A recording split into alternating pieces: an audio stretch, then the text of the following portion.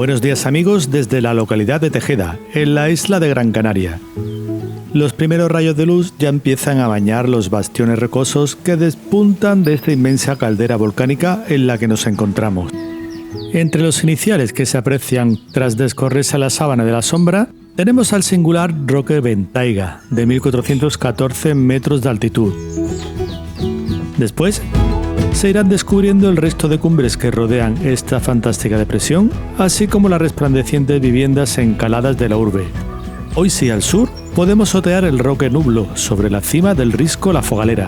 Esta pintoresca peña, que ya se yergue a unos 1800 metros sobre el nivel del mar, da nombre al parque rural en el que nos situamos, y constituye uno de los monumentos naturales más emblemáticos de Gran Canaria.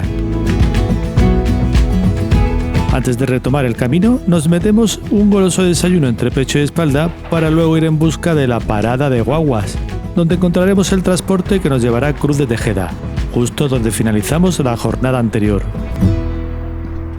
Una vez aquí, nos incorporamos a la carretera GC 150 para dirigirnos hacia el norte rodeando el parador. Justo en este complejo hotelero hay un magnífico mirador que no os podéis perder. Los clientes que disfruten de la piscina terrazada no solo tendrán vistas al barranco de Tejeda, sino también al Atlántico y a la cumbre del Teide, en Tenerife. Espectaculares panorámicas que hoy se muestran más generosas con nosotros en comparación con el día de ayer, donde el día estuvo velado por la niebla.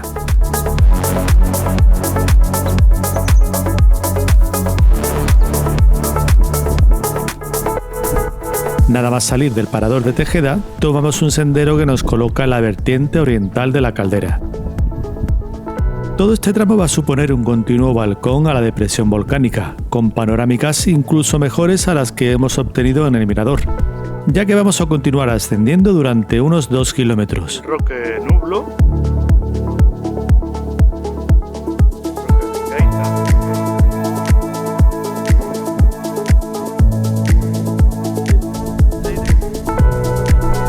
El paisaje solo se verá interrumpido por algunas masas de pinares dispersas, sobre todo por las que aparecen en la cara sur del Monte Constantino.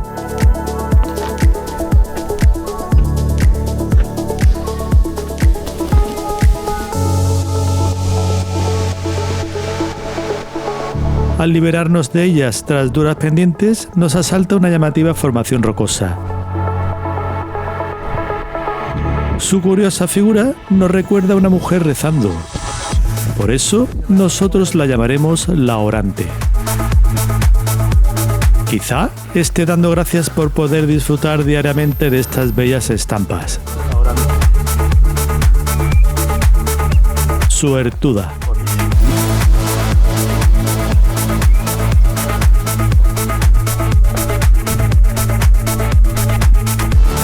A medida que vamos avanzando, la cadena montañosa se va dirigiendo débilmente hacia el noroeste, lo que nos permite abrir un poco más las vistas al flanco meridional de la caldera, allí donde el barranco de Tejeda desciende de la presa de los Hornos. Continuamos perfilando el Monte Constantino mientras miramos al oeste, a la verticalidad de la montaña de los Moriscos, de 1772 metros de altitud. El camino irá por la espalda de aquella cota, momento en el que ya perderemos la referencia de este valle. Aquellos senderistas ya se dirigen hacia allí. Para disfrutar por última vez del barranco de Tejeda, contamos con el mirador de Golleda de las Palomas, observatorio al que llegamos luego de tomar un pequeño tramo por la carretera GC 150.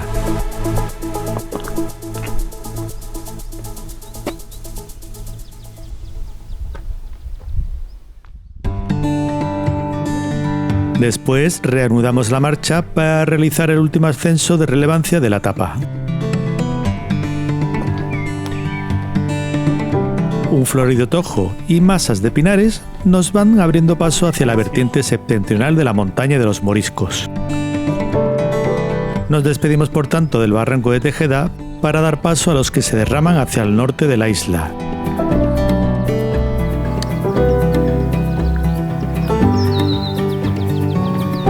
Entre la foresta ya se empiezan a ver estampas hacia aquella dirección en la que adivinamos el Pico Osorio en el municipio de Teror, o el Picacho, situado en el de Arucas. Al poco, coronamos la subida a unos 1.700 metros de altura para comenzar el largo tramo descendente que nos llevará a las proximidades de Gáldar. En principio seguimos dirigiéndonos hacia el oeste por la cara norte de la montaña de los Moriscos, entre grandes masas de espigados pinares.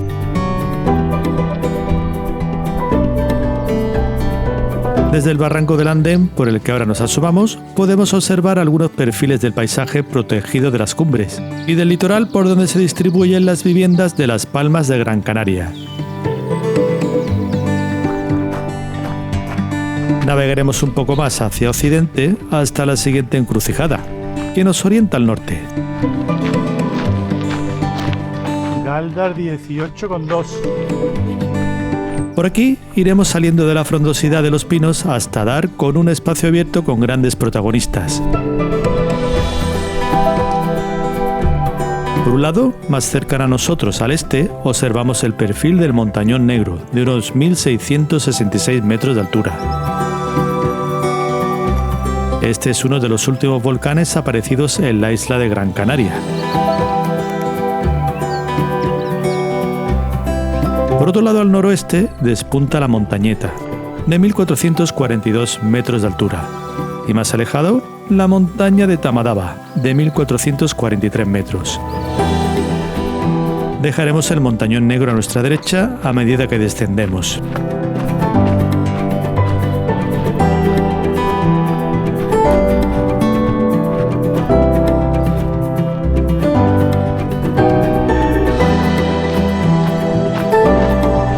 Poco, cruzamos la carretera GC 150 para bordear la loma de la montaña del Capitán y colocarnos posteriormente en un tramo de tierra volcánica.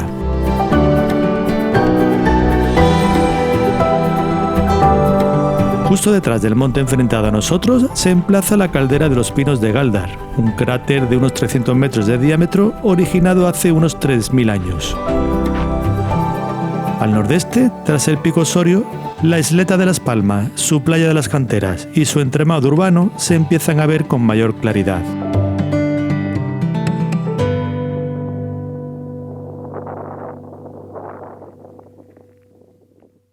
A continuación, las señales del camino vuelven a cruzar la GC 150 para incorporarnos al barranco del Sao. Y escasos metros más tarde, es la pista GC 21 la que se interpone entre nuestros pasos. Por aquí evitaremos visitar la caldera de los Pinos de Gáldar, ya que estamos recorriendo su espalda meridional. Una lástima, porque se encontraba muy próxima. A veces el desconocimiento juega en contra, aunque nos abre la oportunidad de regresar a la isla en el futuro para descubrir las cosas que nos quedaron pendientes. Tanto la caldera de los Pinos de Gáldar como el Montañón Negro están recogidos como monumento natural dentro del paisaje protegido de las cumbres. Este tramo de bajada por el barranco del Sao es uno de los más empinados de la jornada, así que apretamos bien el abdomen y estamos atentos a las pisadas para cuidar tobillos y rodillas.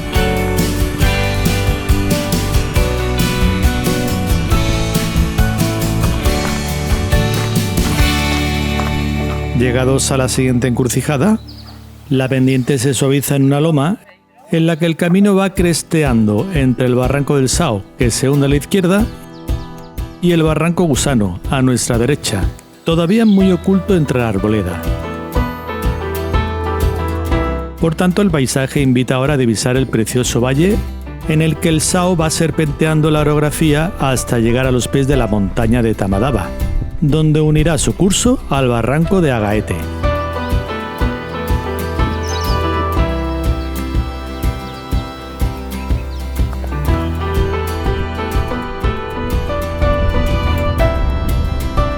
Al poco las vistas se abren hacia la otra vertiente de la cresta, hacia el barranco de Gusano. También obtenemos una perspectiva más amplia del monte que atravesaremos a continuación, conocido como los Lomos de Pavoncillo.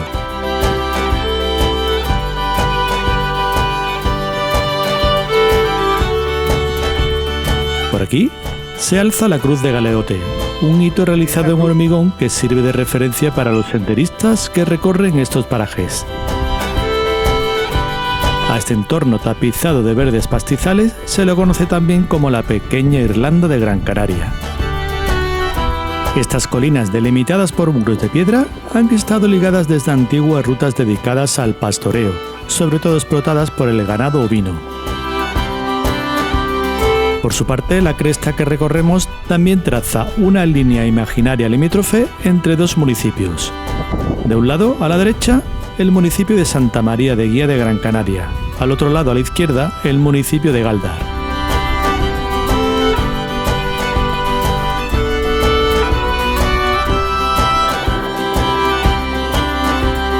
También por aquí finalizaremos nuestro paso por el paisaje protegido de las cumbres, justo cuando lleguemos al área recreativa del Monte Papón.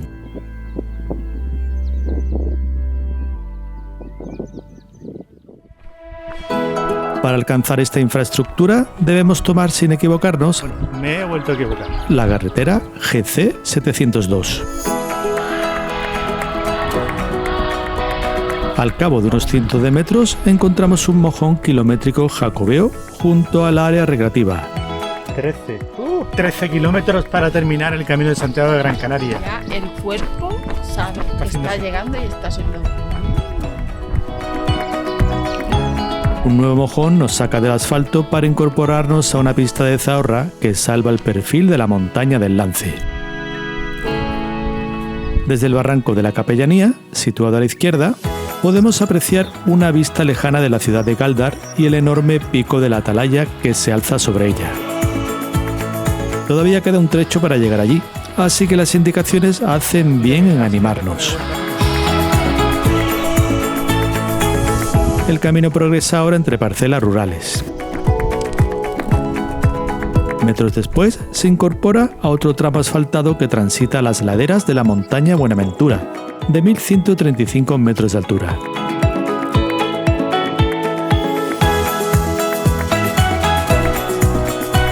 Esta pista poco frecuentada por vehículos nos ofrece buenas panorámicas al paisaje de campiña que se disemina por una gran variedad de barrancos.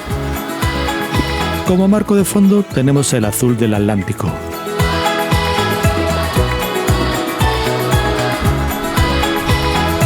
Entre las áreas de pastizales hay otras dedicadas a la agricultura, donde la patata, los viñedos y frutales aparecen como los cultivos principales. Continuamos descendiendo para cruzar ahora la carretera GC 710 y seguir progresando por el lugar del Perdigón.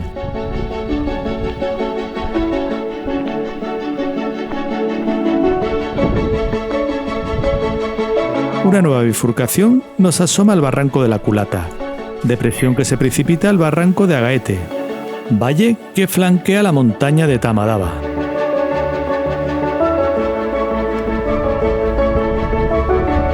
Y de nuevo el trazado nos orienta hacia Galdar, poniendo a nuestra disposición nuevas panorámicas.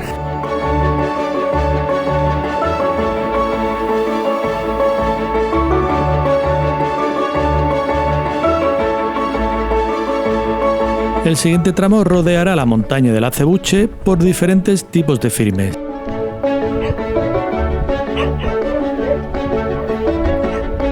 Lugares como la Degollada, la Ladereta o las Casillas son los que dejaremos atrás antes de incorporarnos a la carretera GC 220.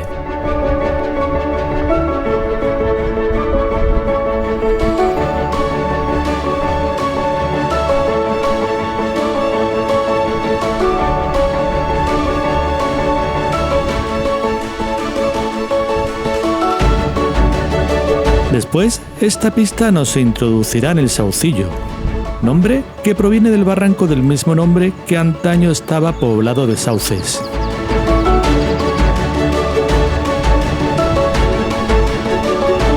En esta localidad podremos realizar un reconfortante almuerzo en el bar-restaurante Pepe.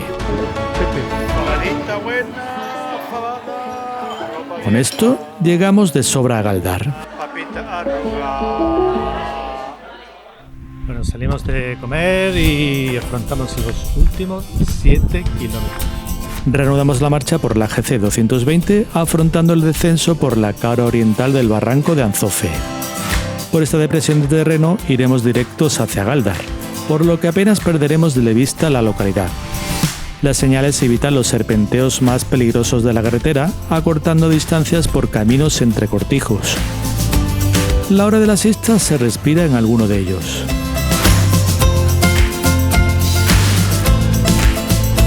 Al poco llegamos al lugar de Tegueste, un emplazamiento de marcado acento rural y ganadero que exhibe ante nosotros el buen estado de salud de sus campos.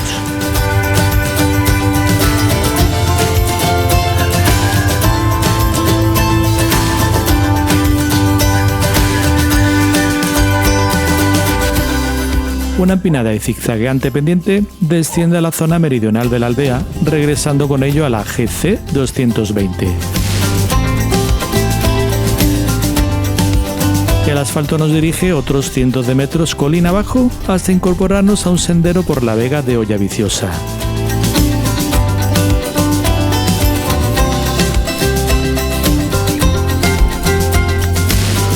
Galdar se acerca.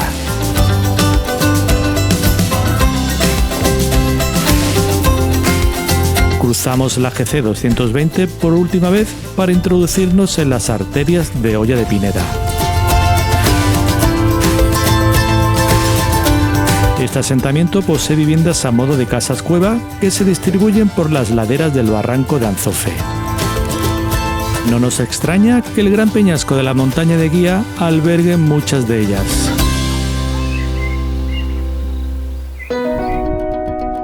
A continuación, las señales nos invitan a recorrer un tramo algo comprometido. Hay advertencias en las que se prohíbe el paso en caso de lluvias o fuertes vientos. Y es que el sendero que se encuentra excavado a los pies de esta pared vertical, en algunas ocasiones parece que se nos echa encima.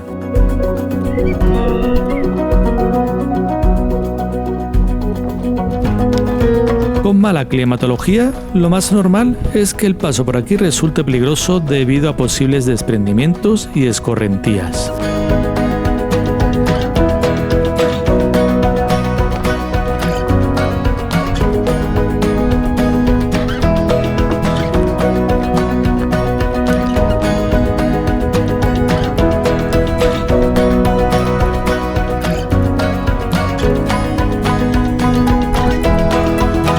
Una vez superado el intervalo más incómodo de este tramo, el camino se introduce en las arterias del lugar de Anzo.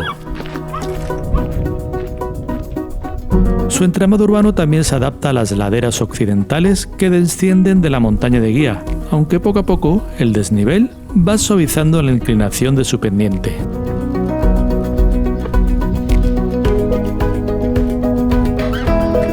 Y así, el barranco de Anzofe termina descansando en una amplia vega en la que una serie de empresas explotan las tierras para el cultivo hortofrutícola y la producción de flores y plantas ornamentales. Al fondo se yergue la roca de origen volcánico de la Atalaya, con unos 433 metros de altura. Sus faldas meridionales se ven asfixiadas por el conglomerado urbanístico de Galdar, bien adaptado a la pendiente. Dirigiendo la medida al oeste de la ciudad, sobre los tejados se alzan las torres de la iglesia de Santiago de los Caballeros, el destino final de nuestro viaje. Mientras nos vamos acercando a la ciudad, atravesando estas vegas, os contamos que Galdar tiene una rica historia que se remonta a la época prehispánica. Fue uno de los principales centros políticos y culturales de los antiguos canarios, donde residían los guanartemes, los reyes aborígenes de la isla. Tras la conquista europea en el siglo XV, Galdar mantuvo su relevancia como núcleo administrativo y agrícola, destacando por sus cultivos de caña de azúcar, plátano y tomate. Con el tiempo se consolidó como un centro urbano de gran importancia en el norte de Gran Canaria. Hoy, Galdar combina su legado histórico con una vida cultural activa, siendo un referente patrimonial y artístico en la isla.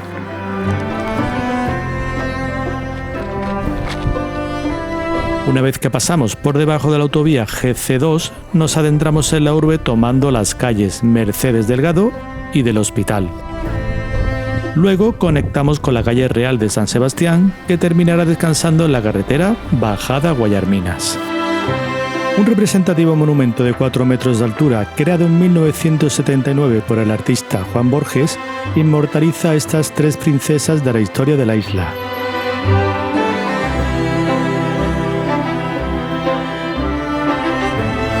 Moviéndonos hacia el oeste, buscamos la calle Capitán Quesada, arteria del casco antiguo de la ciudad que hoy exhibe un aspecto primaveral cargado de fantasía.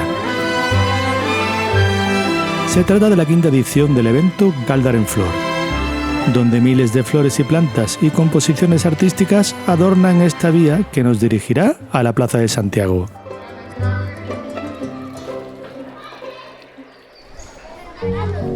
Este espacio de identidad local y encuentro social está rodeado de araucarias y laureles de Indias. Una hermosa fuente se levanta en el centro del complejo. La plaza se construyó en la segunda mitad del siglo XIX, adaptando la que ya había a la nueva organización urbana y sobre todo a la monumentalidad de la iglesia de Santiago de los Caballeros, templo donde concluye este Camino de Santiago. La iglesia se empezó a levantar en el año 1778 y entre los materiales principales de construcción se empleó la piedra de cantería dorada de Gáldar, una roca volcánica resistente al desgaste. En el cuerpo central, la figura del famoso apóstol nos recibe desde la hornacina del frontón. Damos un rodeo al recinto exterior para comprobar cómo los pilares del edificio se salvan del encalado aplicado a los muros de sillares. A la espalda del edificio, un banco libro homenajea a uno de los autores literarios conocidos más antiguos de Gran Canaria. Ya en el flanco meridional admiramos una de sus torres, que manifiesta un claro corte neoclásico, aunque con pequeñas pinceladas barrocas. Del mismo modo, por esta fachada sur, realizamos el acceso al templo para ser testigos de su planta rectangular dividida en 3 naves, con 36 pilares que sostienen las bóvedas de medio cañón. El altar mayor lo preside un tabernáculo templete neoclásico, que alberga la imagen de un Cristo resucitado. La estructura se corona con la talla de un Cristo crucificado. Sobre el templete, en el crucero, se sitúa la cúpula donde advertimos la vidriera del siglo XIX que exhibe una cruz de Santiago. En los muros laterales también se pueden disfrutar de otras vidrieras, como esta, que muestra la figura de Santiago Peregrino. Por su parte, aunque la iglesia contiene numerosas capillas y elementos que merecen una visita más pausada, nos detendremos en los retablos gemelos de estilo neoclásico y construidos en 1866. El primero de ellos corresponde a la capilla Camarín de la Inmaculada Concepción. La estructura del retablo es de madera, aunque pintada para simular el mármol. La imagen de la Virgen es del artista José Juan Pérez. En cambio, el segundo retablo alberga la talla del patrón de la iglesia. Es la imagen ecuestre de Santiago de los Caballeros, obra realizada en el siglo XVII por la Escuela Sevillana.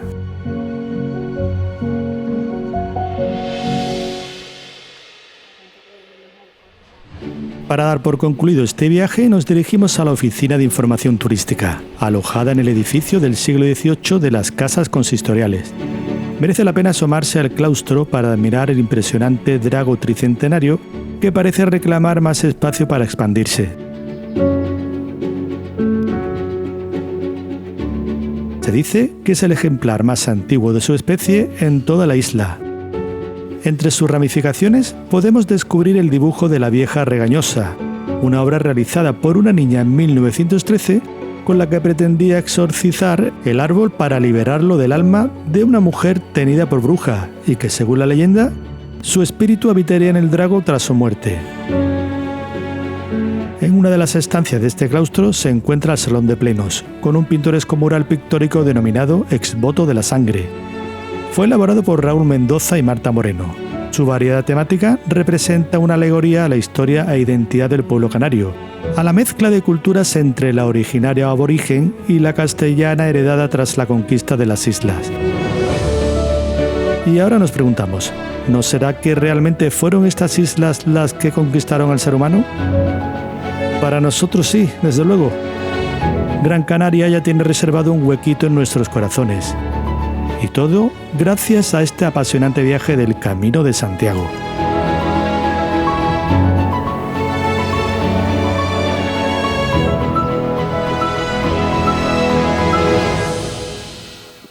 Hasta la próxima.